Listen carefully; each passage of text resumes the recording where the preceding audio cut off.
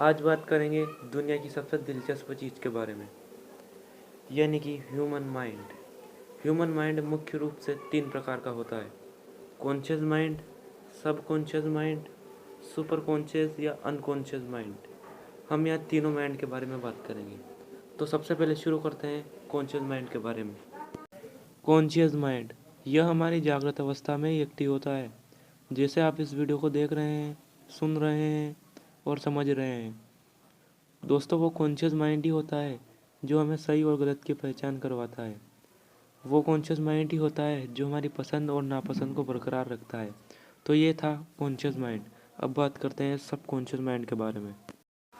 दोस्तों, सब conscious mind दरअसल मन का वो भाग होता है जिसमें हमारी पास्ट मेमोरी पड़ी होती है, जिसे कि हम याद करके कॉन्शियस माइंड में ला सकते हैं।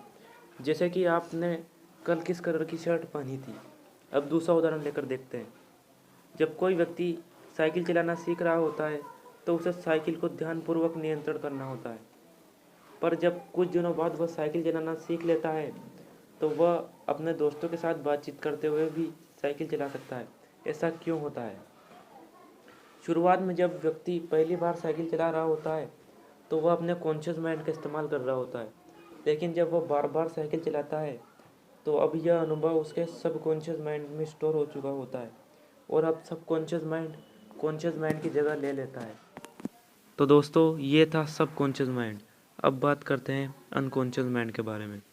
दोस्तों, अनकॉन्शियस माइंड यूँ तो अपने आप में एक बहुत बड़ा विषय ही है, जिसके बारे में आप जितना जानो उतना कम है। इसको समझने के लिए मैं आपको एक उदाहरण देता हूँ। अब जब मैंने आपको कहा था कि आपने कल किस कलर की शर्ट पहनी थी, तो उस मेमोरी को तो आप आसानी से याद करके सबकॉन्शियस माइंड से कॉन्शियस माइंड में ला सकते हैं, किंतु हमारा सबकॉन्शियस माइंड कुछ ही चीज़ों को याद रखता है। चलिए एक उदाहरण लेकर देखते हैं। अगर मैं आपसे ये पूछूं कि जब आप 3 साल के थे तब आपने दिवाली की शाम को क्या खाया था, याद करने की कोशिश कीजिए। But I am sure lakh कोशिशों के बाद भी आपको वो मेमोरी याद नहीं आएगी। लेकिन एक बात तो तय है, जब आप 3 साल के थे तो उस साल के दरमियान दिवाली का दिन भी ज़रूर आया होगा, लेकिन मैं आपको उस पर्टिकुलर दिन के बारे में याद करने को कहूँ तो आप चाह कर भी याद नहीं कर पाओगे, क्योंकि वो आपके सबकॉन्शियस माइंड में पड़ा ही नहीं है। किंतु दोस्तों, ये सारी मेमोरी आपके सुपर कॉन्शियस माइंड में पड़ी है। दोस्तों, सुपर कॉन्शियस माइंड हमारे दिमाग का वो भाग होता है जहाँ हमारे जीवन की सारी घटनाएं पड़ी होती है। हमारे जीवन का एक एक हिसाब सुपर कॉन्शियस माइंड में पड़ा होता है।